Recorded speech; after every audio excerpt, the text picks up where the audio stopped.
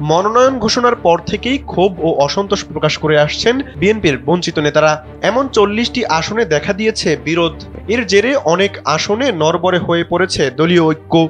বঞ্চিত অধিকাংশের বক্তব্য, প্রার্থী পুনর্বিবেচনা না করলে এই আসনগুলো হারাবে বিএনপি। তাদের অভিযোগ, প্রার্থী তালিকায় এমন অনেকের নাম এসেছে যারা এলাকার জন্য কিছু করেননি কিংবা দলের জন্য কোনো ত্যাগ নেই। তাছাড়া স্থানীয় নয়, বয়োবৃদ্ধ, রাজনীতিতে নতুন পদার্পণ এমন প্রার্থীদের নিয়েও সৃষ্টি হয়েছে অসন্তোষ। এমন পরিস্থিতিতে যোগ্য কিন্তু মনোনয়ন পাননি তাদের মধ্যে কেউ কেউ স্বতন্ত্র প্রার্থী হয়ে নির্বাচনের কথা ভাবছেন।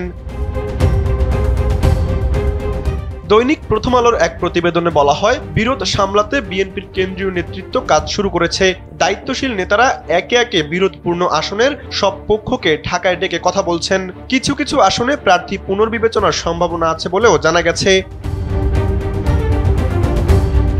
দলীয় সূত্র বলছে, এরই মধ্যে জয়পুরহাট, রাজশাহী, চাঁপাইনবাবগঞ্জ, কুমিল্লা ও ময়মনসিংহের কয়েকটি আসনের মনোনয়ন বঞ্চিতদের ডেকে দলের ভারপ্রাপ্ত চেয়ারম্যানের নির্দেশনার কথা জানান বিএনপির মহাসচিব। পর্যায়ক্রমে বিরোধপূর্ণ সব আসনের মনোনয়ন বঞ্চিতদের নিয়ে বৈঠক করার কথা রয়েছে। কোনো কোনো আসনে প্রার্থীদের সঙ্গে তারেক রহমানও কথা বলছেন।